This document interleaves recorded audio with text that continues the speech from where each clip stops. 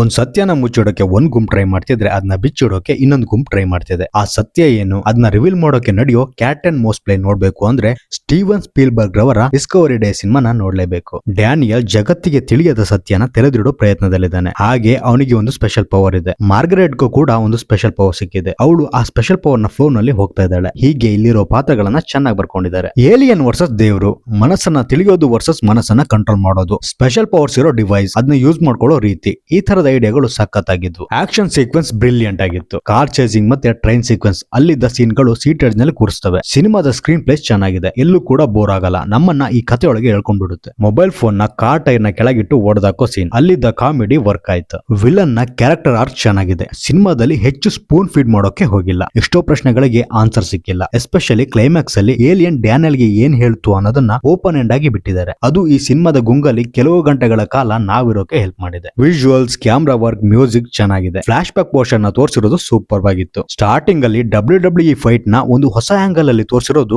ಅದು ಹೊಸದಾಗಿತ್ತು. ಒಂದು action drama with super natural power ಸಿನಿಮಾನ ನೋಡೋಕೆ ಇಷ್ಟಪಡೋರಿಗೆ ಇದು ಗ್ರೀನ್ ಸಿಗ್ನಲ್. ಈ ಸಿನಿಮಾ ನೋಡಿದ್ಮೇಲೆ ನಿಮ್ಮ ಅಭಿಪ್ರಾಯ ತಿಳಿಸಿ. ವಿಡಿಯೋ ಇಷ್ಟ ಆದ್ರೆ ಲೈಕ್ ಮಾಡಿ. ಹೆಚ್ಚಿನ ವಿಡಿಯೋಗಳಿಗಾಗಿ ಸಬ್ಸ್ಕ್ರೈಬ್ ಮಾಡ್ಕೊಳ್ಳಿ. ಇನ್ನೊಮ್ಮೆ ಇನ್ನೊಂದು ವಿಡಿಯೋ ಜೊತೆ ಬರ್ತೀನಿ. ಧನ್ಯವಾದಗಳು.